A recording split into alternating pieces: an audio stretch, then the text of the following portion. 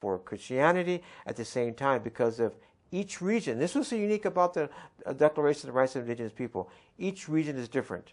Each nation is different. Not like in treaty rights. Treaty rights is one for all everybody else, but as one template for all the different tribes. But each region, down in the southeast, then the northeast, then in the Great Plains, down in the Texas Panhandle, over there in the northwest and in the southwest and the coast of California, it's so complex.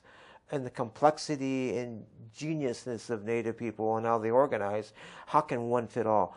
This declaration talks about the obligation of the people, the peoples, right? Important distinction. The peoples of the indigenous peoples to express their concern, their creator's right to be human beings, to tie themselves to the land and to the cosmos, and how to best articulate that in their own ceremonies, their own customs and traditions. The Papal Bull is a very significant document.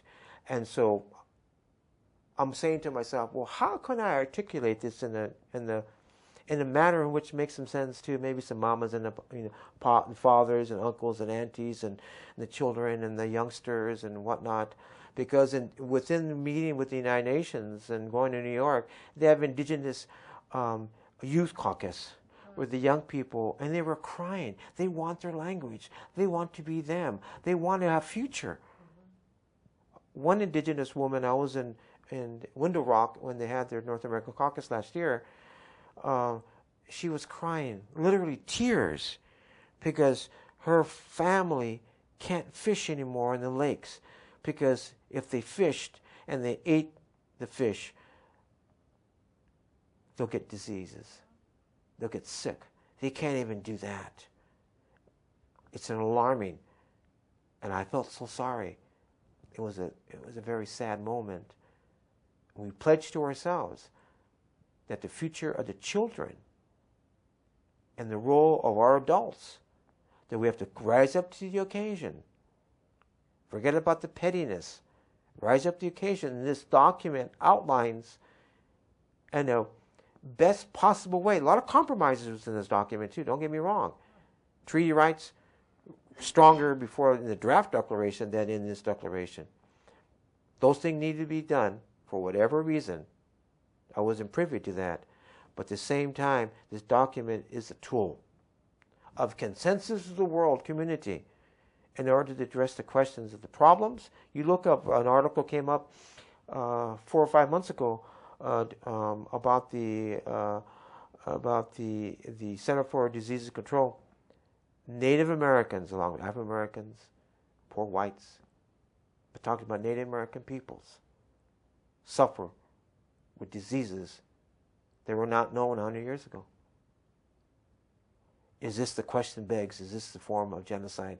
A continual smallpox extermination that existed? That's the question. And it begs to be asked. We are the only people. We're not minority groups. We're not ethnic groups. We are extra-constitutional group of people that this nation was founded on. That's to differentiate between many of the ethnic groups. And the nationalities come to this country because we welcome them, like Carlos Bulosan said in his passages of his many books that he wrote. He said, this America is in the heart. America will be kind to everybody who comes to this land, but you need to be kind to your back. At the same time, the indigenous language to describe the first people, Lakota, Dene, all the different languages people call themselves, more or less talks about people of the ocean or people of the land or people. We call ourselves people. We have our own, we differentiate between Christian legends. The Bible is no more than their own storytelling. And we, at the same time, have our own stories, have our own beliefs and cultures. So one other thing is that this document can be a powerful tool, and it depends on the community. And that's why we had workshops, and we're going to implement it in order for us as a community coming together, create some solutions, create also some solutions for the non-Indigenous community in order to become human beings, to walk on this earth in a peaceful, dignified, in a safe manner for our children and the upcoming generations. You know, we only have a couple minutes left of the show, and I just wanted to ask you a question, and you might not even have the answer to this question, but what are your thoughts and feelings as to how the city council or how the county government that the Chumash people here deal with, will they embrace this declaration? I'm glad you asked, because because of the Fund for Santa Barbara, and they're helping the Barbareno Chumash Council and this drip campaign. We want to announce also to anybody that's interested in that, go to the website, contact for example, like the American Indian Movement Santa Barbara, and how we're working with indigenous organizations and different bands, even San Ynez, that this affects San Ynez too, and how this we call it the drip campaign, will educate, stimulate, culturally organize, and create a better understanding for Indian people, Indigenous people, and non-Indigenous, in order so we can have a better future for all our children, and also tied to the environment, which is our relatives, that we don't too much talk about. It's in the document how our relatives, like is a popular term, all my relatives.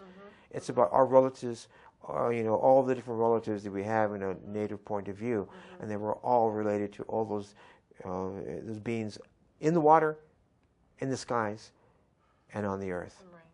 And I want to thank you again. It's been a pleasure and an honor to work with the Barbareno Chumash Council, American Indian Movement Southern California, and American Indian Movement Santa Barbara. Has been honored to work with you and your community, and we're grateful to have your support for the actions that we've done in this area, and whatever we could help within the LA area with the Tongva people there. And again, for those of you that are interested in American Indian Movement Santa Barbara, we're at www.aimsb.org. But definitely look, I know that we as a chapter, there was quite a few of us that went to the DRIP workshop in, I believe it was in January. Yes. January. And so it was eye-opening. It was very informative, and we're definitely looking forward to the next one. And whatever role we can help with to make that happen, we're looking forward to that. People say in the past are good old days, in the future is better days for our children and the unborn generations. And so we look forward to everybody across the board and dialogue and create the awareness that all of us need in one form or another. And you're very welcome.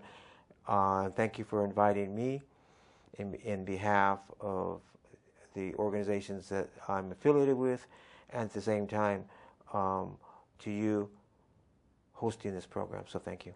Well, thank you. So I know that we might have a couple more minutes, or at least a couple more seconds left. So I think in March 18th, there's going to be a dialogue on Indigenous leadership up in Humboldt area, and then I guess the next day there's going to be the North American Caucus happening, correct? Yes, I have in back of some photos and announcement of that. They can contact your organization and I get some more information about that. It is going to be a meeting with the new Tanya Fishner was the previous Indigenous representative representing North America, and now it's a Canadian gentleman that is going to take over. We're going to meet with him, talk about the experience of California Indigenous people.